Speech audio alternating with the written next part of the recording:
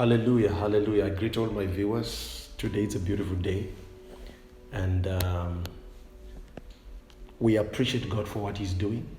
And we thank you for the emails you're sending us, letting us know how God is blessing you through this broadcast. We appreciate that. Praise be to God. I have a message for you today, and the title is Unity of the God Kind. Unity of the God Kind. When we talk about unity, we're talking about a coming together, a togetherness, a fellowshipping amongst ourselves as God's people. You see, there is very little you can achieve when you're one, but there is more you can achieve through partnership, through togetherness. So I'm addressing this subject because a lot of God's children shy away from associating with the God kind, with those that are born again, with those that fellowship and believe the same thing with them. They shy away from it. But I'm here to be able to educate you, to let you know that there is a blessing in unity. There is a blessing in being together.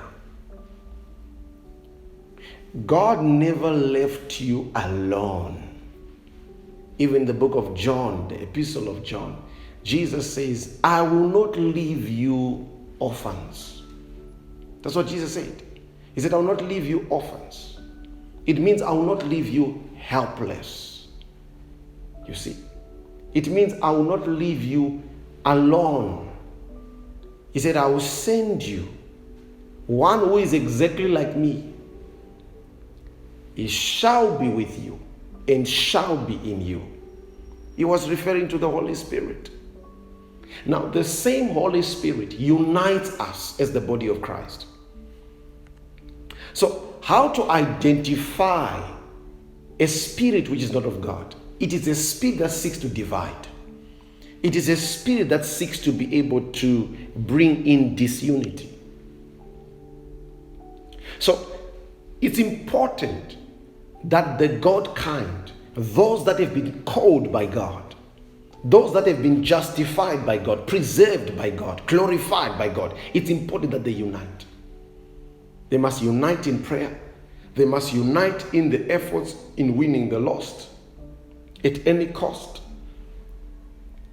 They must unite in the activities of the church.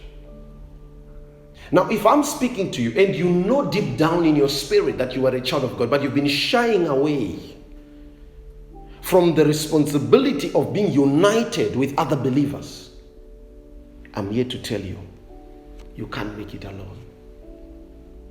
You need somebody else to stand with you, to believe with you. Hallelujah. So I want us to open a scripture, Psalms chapter 133. Psalms chapter 133.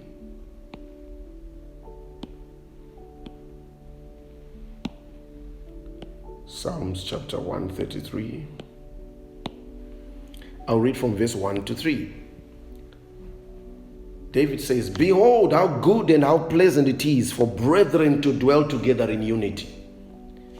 You see, the word of God says it is good and it is pleasant for brethren to dwell together in unity. Imagine what you could have achieved as a family if you were united. Imagine what you could have achieved as a business organization. What you could have achieved if you were more united. Some people think it's about them. So they've got to be the one that crossed the line first. They've got to be the one that is on top. They've got to be the one that is going to be recognized. Listen, there are certain things in our walk of faith that require a togetherness. Because you can do your part but you may also need other parts to contribute to the greater vision. So I'm saying to you, rather you be united by the God kind, or go alone and fail to accomplish what you ought to accomplish. If you're going to be united with other people, learn to respect other people. Learn to love other people. Learn to be receptive to the ideas, good ideas of other people. Learn to be told. Are you listening to me? You've got to learn to be told, to be instructed, to be corrected. You've got to be accommodative. So you'll be checking everything that is being contributed by everyone. Does it contribute to the bigger picture that God would have given you as a group? Does it contribute to the bigger picture?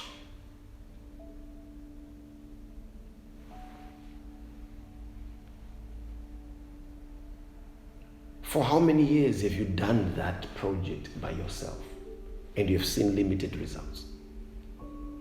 Why don't you get certain experts to come and assist you? Because you can't necessarily say, I'm going to do everything by myself.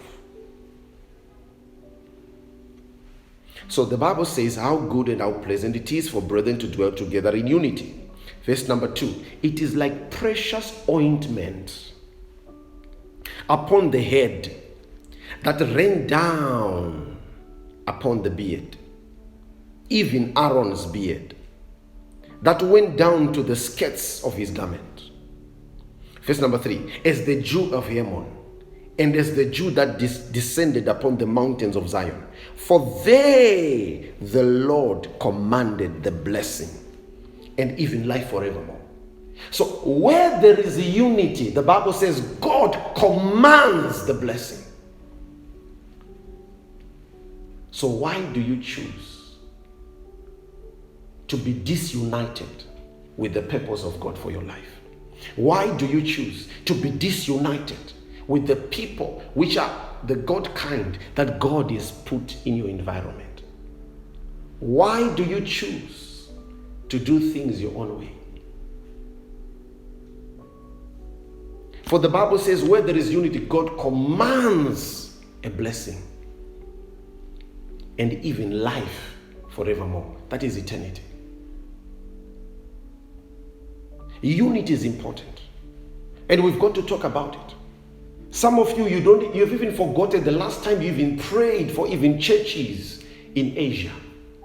You've even forgotten the time that you even prayed for missionaries that are working in hostile conditions, that are working and preaching the gospel in war-torn countries.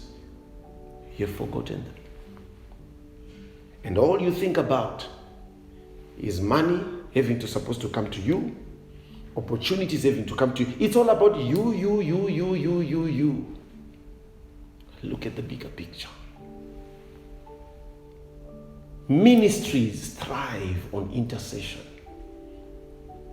When we pray and we intercede for others, we are united with Christ. We are united with other fellow believers that are doing the same. And do you know what is the result?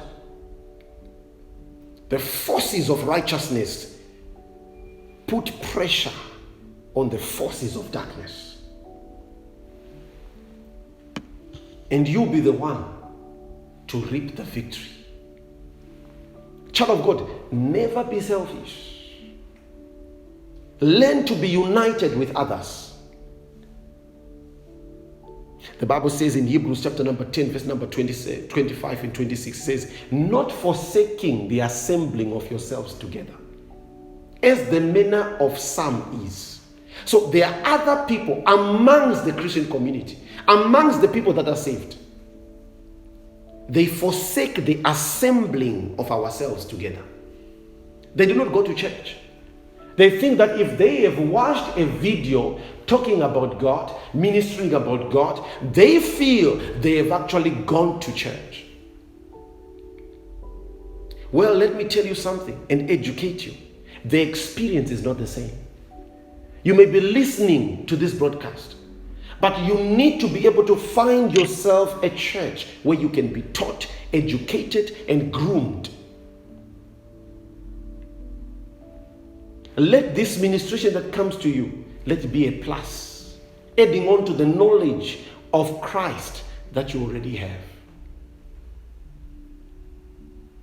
Find a church and be participative. Be groomable.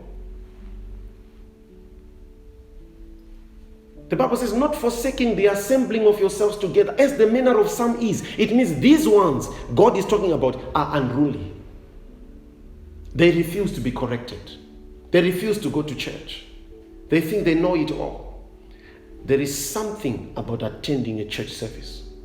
Because in every church service under the Holy Spirit, there is what we call a corporate grace. A corporate grace that you partake of. You can't find it anywhere. You can't find it even on a television. You only find it when you enter a church to worship with others. Learn to take advantage of the corporate grace, because it does for you what you could not do as one individual. Praise be to God. I hope this has been a blessing and educative to you. Do the word of God and see results. Remember, faith is action added to the word of God that you have received. God bless you. This is Pastor Brian D. I'm telling you, Jesus loves you. Be part with others in fulfilling the will of God. Unite with others. God bless you.